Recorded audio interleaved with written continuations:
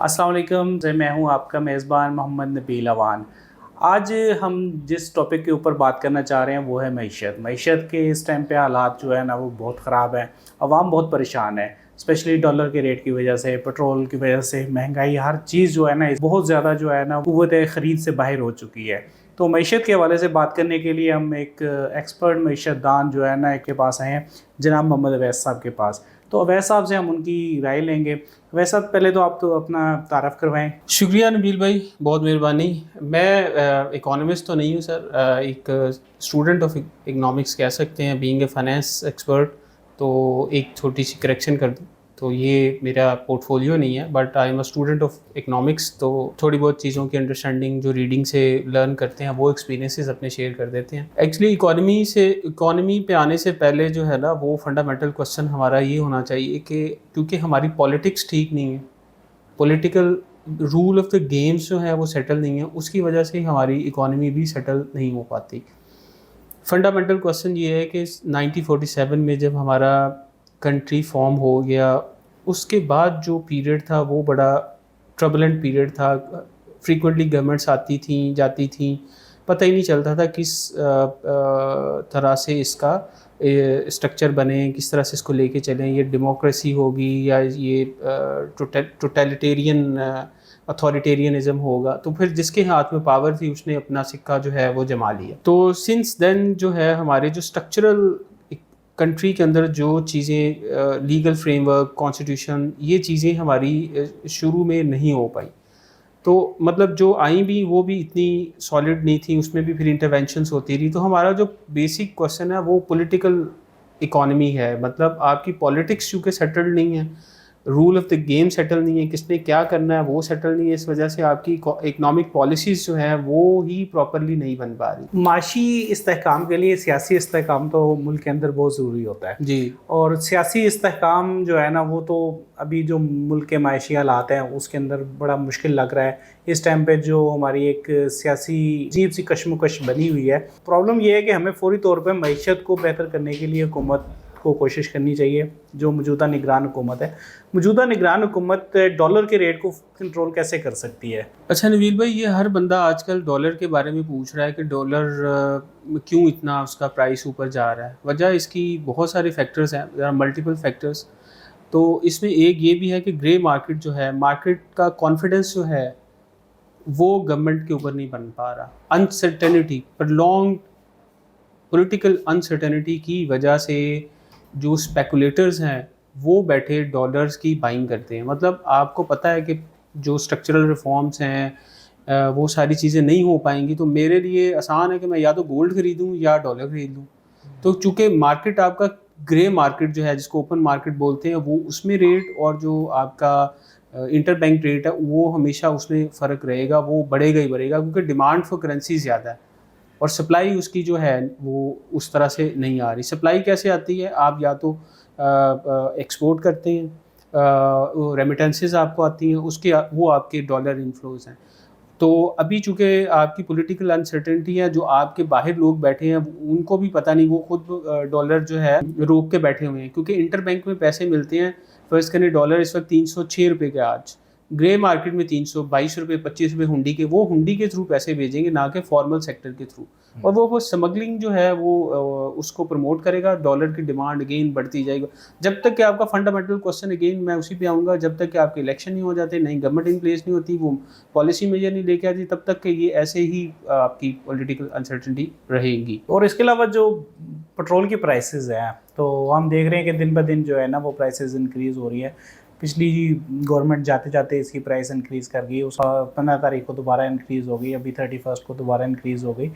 تو کیا آگے یہ پیٹرول کی پرائسز رک سکتی ہیں؟ اچھا سر، اس میں جو پرائس ہے نا پیٹرول کی، وہ بیسیکلی انٹرنیشنل مارکیٹ میں ڈیمانڈ سپلائی ڈٹرمن کرتا ہے، ٹھیک ہے۔ اس میں جو اسٹیبلش اکانومیز ہیں، جہاں پہ سسٹم فریم ورک سب کچھ اچھی طرح آپریٹ کر رہے ہیں، وہاں پہ یہ کوسچن ہی نہیں آتا کہ گورنمنٹ نے ریٹ نکالنا ہے۔ جب گورنمنٹ ایک چیز کا ریٹ نکالتی ہے تو وہ پھر وہ جو ہے یعنی کہ it is up to the market, it's up to the demand and supply to determine at what price petrol should be sell. اچھا، پیٹرول کی پرائسز سبجیکٹ ٹو مارکیٹ ہیں، انٹرنیشنل مارکیٹ بڑھیں گی، لیکن ہم نے چونکہ SBA stand by agreement with IMF sign کیا ہوا ہے، اس کی وجہ سے ہمیں پیٹرولیم ڈیولپمنٹ لیوی اور سیلز ٹیکس کی مد میں وہ پیسے اکٹھے کرنے ہیں، تو اس وجہ سے بھی ہمارے امپیکٹ جو ہے وہ زیادہ آتا ہے کرنسی ڈیپریسیشن کی وجہ سے، اور جو ٹیکسز ہم اس کے اوپر ڈالتے ہیں اس کی وجہ سے بھی ہمارا جو پیٹرول ہے وہ زیادہ مہنگا ہو جائے گا، مزید مہنگا ہوگا. ابھی یہ مطلب اس کے ڈیپریسیشن جیسے جیسے ہوتی جائے گی ویسے ویسے آپ کا پیٹرول، انرجی سب کچھ مہنگا ہوگا. پرائسز جو ہے نا وہ پیٹرول ڈالر کی پرائس بڑھ رہی ہے، اس کے ساتھ پیٹرول کے اوپر افیکٹ آ رہا ہے. اس کے ساتھ ہی ہم دیکھتے ہیں کہ جو ہماری الیکٹرکسٹی ہے وہ چونکہ ہم لوگ فرنس آئل پہ بنا رہے ہیں تو الیکٹرسٹی کاسٹ زیادہ آ رہی ہے اور الیکٹرسٹی کی پرائسز بڑھ رہی ہیں. تو الیکٹرسٹی کی پرائسز کیا مزید ڈومیسٹک اور کمرشل کی مزید بڑھیں گی یا اس میں کہیں اسٹیبلٹی آ سکتی ہے؟ انرجی کی پرائسز میں اسٹیبلٹی میں نہیں سمجھتا کہ آئیں گی، وہ آپ کی بڑھتی ہی جائیں گی، کیونکہ اس کی وجہ یہ ہے کہ آپ کا جو سرکولر ڈیٹ ہے، وہ جو لاسز ہیں جو آپ پروڈیوس کر رہے ہیں، جو آپ بیچ رہے ہیں، اس کے اندر کا گیپ جو ہے وہ بجلی ایک چوری کی شکل میں نکل جاتا ہے. دوسرا جو کیپیسٹی کی پیمنٹس ہیں، اس طرح وہ چیزیں جو ہیں ایگریمنٹس جو ہیں وہ انرجی کے جو IPPs کے ساتھ ہوئے ہیں وہ پراپرلی کنسیو نہیں ہوئے. ٹھیک ہے، 3-4 سال پہلے جب یہ IPPs میاں نواز شریف کی حکومت میں IPPs لگ رہے تھے، اس وقت یہ تھا ہمارے پاس انرجی تھی نہیں، 14 گھنٹے الیکٹریسٹی کی جو ہے وہ لوڈ شیڈنگ ہوتی تھی. تو گورنمنٹ نے آتے ہی جو ہے IPPs کو آپ لگاؤ پلانٹ، اور جو ہے اگر ایکسٹرا بجلی آپ پیدا کریں گے تو اگر وہ بکے گی نہیں، اگر ڈیمانڈ کم ہے تو ہم اس کو کیپیسٹی پیمنٹ کے طور پر آپ کو اس کے پیسے دیں گے. اب اس کا ایک پورا پلان تھا کہ آپ کے CPEC کی تھرو جو ہے وہ پروجیکٹس لگیں گے اور وہ انرجی وہاں پہ نئے پروجیکٹ انڈسٹریل زون بنیں گے، انڈسٹریل زون میں انڈسٹریز لگیں گی، وہ پھر انرجی آپ کی جو ہے وہ کنزیوم ہو جائے گی. Like 40,000 mega what I think Pakistan کی ابھی پروڈکشن ہے، اور جو ہم اس وقت کنزیوم کر رہے ہیں I think 27 mega what 27,000 mega what ہم کنزیوم کرتے ہیں. تو وہ جو گیپ ہے وہ ایک تو جو چوری بجلی ہوتی ہے اس کی شکل میں، اور دوسرا وہ ہم پھر گورنمنٹ جو ہے وہ اپنی جیب سے اس کو دیتی ہے، اس کو سبسڈی وغیرہ جس کو آپ کہتے ہیں. اب وہ سبسڈی کیونکہ IMF نے پیسے دیے ہیں تو وہ اس سبسڈی کو کٹ آف اس نے کر دی ہے. اب وہ جو فل اس کی انیفیشنسی سسٹمز کی لوگوں کو چارج ہوں گی تو لوگوں کو بہت زیادہ اس میں تکلیف ہے. تو وہ جو پلان تھا اوریجنل، وہ پولیٹیکل کوسچننگ کی وجہ سے، پولیٹیکل انسرٹنٹی کی وجہ سے، وہ جو پلان تھا جو لگنے تھے انڈسٹریل پلانٹس اور وہ انڈسٹریل پارکس بنے تھے وہ نہیں بنے، انرجی کنزمپشن اس طرح سے نہیں بن پائی، جس کی وجہ سے آپ کی وہ کیپیسٹی پیمنٹس کا بھی ایشو جو ہے وہ انرجی کی پرائس کے اندر بلڈ ہونا شروع ہو گیا. اس کے ساتھ اب ایک بڑا اہم ٹاپک ہے کہ پرائسز تو سب کی بڑھ رہی ہیں، لیکن جو ذریعہ آمدنی ہے اور جو ایک معیشت کے لیے یا ایک گھر کے لیے بڑی ضروری چیز ہوتی ہے کہ بیسک انکم، اس ٹائم پہ وہ انکریز نہیں ہو رہی.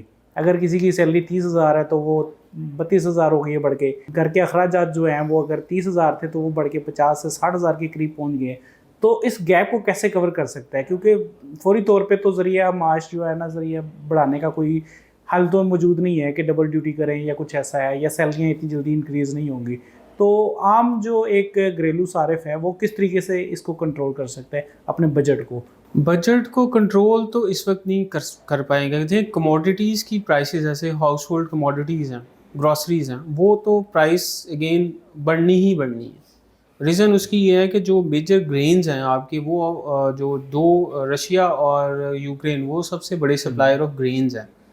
تو اس کا مطلب ہے کہ آپ کی جو بیسک کموڈیٹیز ہیں وہ اس کی پرائس تو بالکل بھی کم نہیں ہوگی آنے والے 1-2 سال میں، جب تک کہ یوکرین اور رشیا کا جو وار کا ہے وہ سیٹل ڈاؤن نہیں ہوتا اور گلوبل سپلائی چین ریسٹور نہیں ہوتی. تو وہ تو آپ ایکسپیکٹ کریں گے وہ بڑھے گی. پاکستان میں ایڈیشنل اس وجہ سے ہے کیونکہ ہمارا اگر لوکل ڈیمانڈ لوکل کنزمپشن کو پورا کرنے کے لیے آپ کو ڈالرز چاہیے، وہ ڈالرز آپ کے پاس ہے نہیں ہیں. وہ ڈالرز آپ کے پاس ہے نہیں ہے تو آپ نے بورو کرنے ہیں تو آپ کی ہیوی انٹرسٹ پیمنٹس آنی ہیں، جس کی وجہ سے آپ کی کرنسی کے اوپر پریشر بڑھے گا. وہ ڈی ویلیو ہوگی تو وہ اگین ایک وشیس سائیکل کی طرح، وشیس سرکل کی طرح وہ آپ کی کموڈیٹیز کی پرائسز کو بھی افیکٹ کرے گا، وہ بھی بڑھنی چاہیے. جب آپ امپورٹ کریں گے، گندم امپورٹ کریں گے، شوگر امپورٹ کریں گے، تو وہ آپ کے اوبیسلی اس میں ڈالر کی پرائسنگ کی وجہ سے وہ مہنگی ہوں گی. اور जो क्वेश्चन आपने किया है कि जी हाउस होल्ड को किस तरह से केटर करे, तो देखिए शॉर्ट टर्म में तो लोगों को पेन बर्दाश्त करनी पड़ेगी, ये इसका कोई शॉर्ट वे में हल नहीं है कि आप ओवरनाइट कुछ स्विच ऑन करेंगे तो लोगों को रोज़गार मिलने शुरू हो जाएंगे और उनकी सैलरीज बढ़नी शुरू हो जाएंगी। देखिए कोई इंडस्ट्रियल ऑर्गेनाइजेशन है, वो खुद प्रॉफिट अर्न्स करेगी तो वो एम्प्लॉयमेंट क्रिएट करेगी और सैलरीज के इंक्रीमेंट देगी। अगर आपकी कॉस्ट ऑफ प्रोडक्शन ही इस वक्त बिजनेसेस की इतनी हाई हैं तो वो खुद ही प्रॉफिट जनरेट नहीं कर पा रहे, तो आपको वो कहाँ से देंगे। इस वक्त हमारे जो चीफ ऑफ आर्मी स्टाफ हैं जनरल आसिम मुनीर साहब, वो मैशत के हवाले से बड़े जो है ना इनिशिएटिव लेना चाह रहे हैं, कुछ फैसले लेना चाह रहे हैं, जिसमें अभी नज़र आ रहा है कि उन्होंने पिछले दिनों एक कराची में चैम्बर ऑफ कॉमर्स में एक बिजनेस के हवाले से, तो उसमें उन्होंने कुछ जो है ना राय दी कि हम जल्द इसको मैशत को कंट्रोल कर लेंगे, कुछ तहफ़्फ़ुज़ात दूर करने के हवाले से उन्होंने ब्रीफिंग दी। तो आपको क्या लगता है कि अगर पॉलिटिकल अनस्टेबिलिटी तो अपनी जगह पे मौजूद है, इलेक्शन नहीं है, तो क्या एक चीफ ऑफ आर्मी स्टाफ जो है और लॉ इन्फोर्समेंट इदारे जो हमारे हैं कानून नाफिज करने वाले, क्या वो इस तरह के कोई इनिशिएटिव ले सकते हैं और उनके इनिशिएटिव से क्या कोई इस तरह काम आ सकता है, कोई बेहतरी आ सकती है? माजी में भी होता रहा है, इमरान खान साहब के दौर में बाजवा साहब मिलते थे, अशफाक परेज़ कियानी साहब मिलते थे, फिर एक हमारे और जनरल साहब थे जनाब रहील शरीफ साहब, वो भी मिलते रहे हैं। तो इट्स नॉट अनयूजुअल, ये बिजनेसेस करते रहते हैं। और आयरनी ये है, जो बिजनेस क्लास है हमारी, वो दे आर रेंट सीकर्स। मैं तो नहीं समझता कि they are genuine businesses. They have made progress on the basis of state. और जब टैक्सेस की बारी आती है तो आप कहते हैं नहीं जी वो गरीब आदमी से टैक्स लें, उससे पेट्रोल की मद में लें, उससे सेल्स टैक्स की मद में लें, इनडायरेक्ट टैक्सेस हैं, ये सारे आपकी इन्फ्लेशन के अंदर ऐड होते हैं। तो आप जो जिनकी वेल्थ इंक्रीज़ हुई है, जिन्होंने यहाँ से पैसा रियासत पाकिस्तान से कमाया है, वो ही जाके रोना रो रहे हैं। और ये जितने भी कारोबारी लोग हैं, बिजनेसमैन पाकिस्तान में बैठे हैं, ये जो भी आर्मी चीफ आता है, ये सबके कसीदे गाते हैं कि जनाब आपके पास ही हल है हमारे मसले का, आप ही के पास मसले का हल है। जो एक्चुअल देखिए ये कभी भी कामयाब नहीं होगा जब तक कि जो पॉलिटिकल पार्टीज़ हैं उनको ऑन बोर्ड नहीं किया जाएगा, उनको आगे नहीं लाया जाएगा, वो ओनरशिप लें इस सारे प्रोसेस की और फिर उनको करने दें ये काम, बेशक वो निकाम हो। और जो आपका काम है, मैंने कि जिसका जो काम है वो अपना काम करे और इस मुल्क पर रहम करें। जी बहुत शुक्रिया वैसा, आपने बड़ी अहम जो है ना वो राय दी इसके ऊपर, और बड़े ही जो है ना बेहतरीन अंदाज के अंदर जो मायशी मसाइल हैं उनको बयान किया और उसका सलूशन भी दिया। तो इंशाल्लाह आपके साथ मज़ीद जो है ना ये हमारा सेशन चलता रहेगा। बहुत शुक्रिया। जी मेहरबानी, थैंक यू।